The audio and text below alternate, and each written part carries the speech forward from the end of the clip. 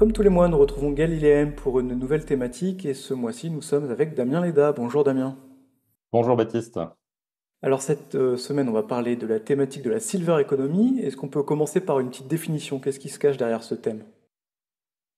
Eh bien, derrière ce terme se cache en fait tout simplement l'économie des seniors, mais au sens large du terme. C'est une thématique qui est, selon nous, en pleine expansion, évidemment du fait du vieillissement démographique, mais pas que. Alors, je vais vous donner quelques chiffres pour expliquer tout ça. Par exemple, savez-vous, Baptiste, que dans les pays développés, le nombre de personnes de plus de 65 ans va augmenter 3 fois plus rapidement que les générations les plus jeunes. 25% de la population des pays du G8 devrait avoir, d'ici 2050, plus de 65 ans, et ça représente une population de plus de 2 milliards d'individus. C'est juste colossal. Donc, la particularité dans cette thématique, c'est que ce segment de la population forme un groupe souvent assez aisé en termes de moyens financiers, parce qu'il détient jusqu'à 3 quarts du patrimoine global dans certains pays.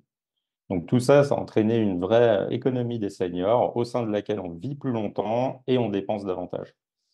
Et les habitudes de cette génération vont aller se répercuter sur tout un tas d'entreprises dans plusieurs secteurs, car c'est une tendance qui est structurelle, de long terme, et qui a l'avantage d'être aussi finalement assez peu cyclique, et malgré ce qu'on appelle chez nous cette transversalité qu'on retrouve ici au niveau sectoriel. Alors vous avez commencé à parler de secteurs. Quels sont les secteurs les plus représentés et les plus impactés par cette thématique? Alors, quand on pense au vieillissement de la population, évidemment, on pense forcément au secteur de la santé. Et effectivement, il est beaucoup représenté dans la thématique, que ce soit par des labos pharma, par exemple, ou par des sociétés dans les équipements médicaux. C'est l'innovation technologique qui joue aussi un rôle clé pour différents vecteurs, hein, que ce soit la digitalisation, le développement de nouvelles thérapies, dans les différents équipements d'analyse et de diagnostic, par exemple. Par contre, on va aussi trouver d'autres secteurs auxquels on ne penserait pas forcément de prime abord, comme le tourisme et les loisirs, les services financiers, qui seront, eux, dirigés notamment vers l'assurance et l'investissement.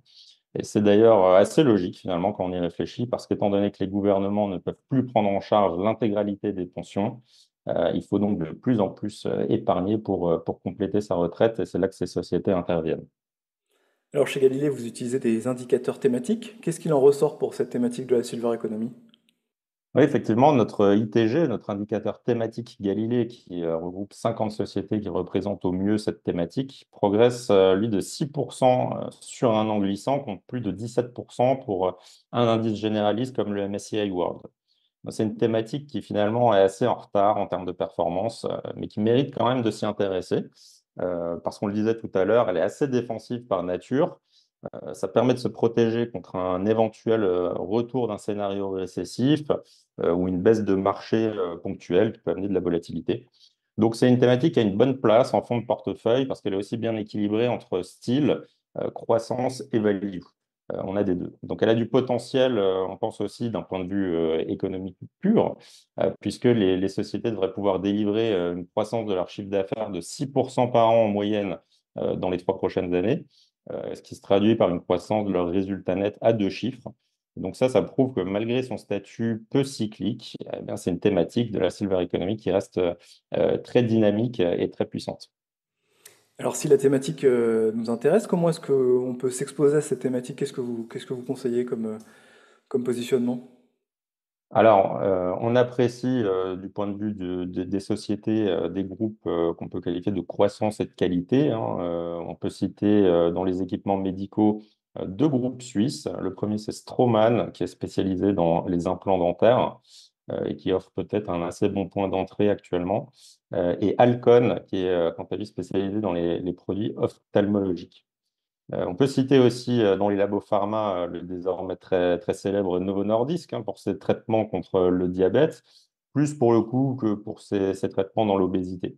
On peut citer aussi l'italien Amplifon, qui est dans la distribution de solutions auditives, et dans un tout autre secteur, pour ses services d'investissement et d'épargne, Amundi, qu'on connaît bien dans l'asset management. Pour les investisseurs qui veulent plus de diversification, on aime bien les fonds de gestion active de Lombard-Odier, notamment Golden Edge et AXA Longevity Economy. Et enfin, du côté des ETF thématiques, qui se sont eux aussi beaucoup développés ces dernières années, On peut très bien se positionner sur l'ETF de BlackRock, qui est l'iShares Aging Population. Merci beaucoup Damien pour ce point sur la thématique de la Silver Economy. Avec plaisir, merci beaucoup. Retrouvez nos podcasts sur Spotify, Apple Podcasts et sur toutes les plateformes d'écoute.